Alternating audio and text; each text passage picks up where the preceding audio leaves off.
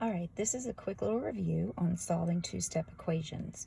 When we have two-step equations, we still are trying to get the variable by itself. For both of these examples, that's going to be x.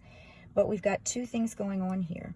The x in example 1 is being multiplied by 2, and it has 5 added. So we have to get rid of both of these operations.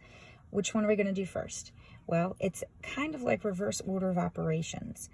First, we're going to undo any addition or subtraction. Then we're going to undo multiplication and division. The other way I look at it as, so the 2 here, the thing that's being multiplied, that's closer to the x than the 5 is. I always think of it as you get rid of the furthest away thing first. So since 5 is farther away from x than 2, that's the one I'm going to remove first. So to remove adding 5, I'm going to subtract 5.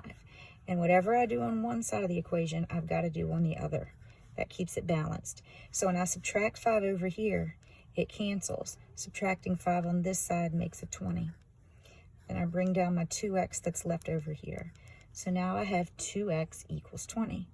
Now that means 2 times x equals 20. So I need to get rid of multiplication by 2 to get x isolated by itself. So I have to divide by 2 to get rid of multiplication by 2. Again, whatever I do on one side of the equation, I have to do on the other. So when I divide by 2 here, 2 divided by 2 is the same thing as 1. It's going to cancel and leave us with 1x, or just x. That's what I wanted. And 20 divided by 2 is 10. So my answer to this problem is x equals 10.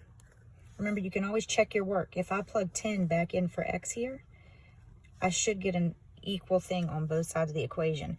2 times 10 would be 20 plus 5. Does that equal 25? Yep, so it works. Let's look at this other equation. This one says 7 equals x over 3 minus 1. But what is x over 3? That just means x divided by 3. Don't let that freak you out. So again, our rules apply. First, we're going to get rid of addition and subtraction. Then we're going to get rid of the multiplication or division. So the first thing I want to get rid of here is the subtracting 1. So to get rid of subtracting 1, I'm going to add 1 on both sides of the equation. That's going to take that to 0, leaving just x over 3 plus 0. I don't really have to write the plus 0. 7 plus 1 on this side is going to make 8. So now I have 8 equals x divided by 3. Over here, I had x times 2. This is just division where that was multiplication. So in order to get rid of division, I multiply. So I'm going to multiply both sides by 3. Move my hand so you can see. Multiplying by 3 over here cancels with division. That was the whole reason I did it. That's supposed to make the 3 in the denominator go away. So 3 times 3 on the numerator and 3 in the denominator, 3 over 3, that just makes 1 times x. That was the point. So I get 1x on that side.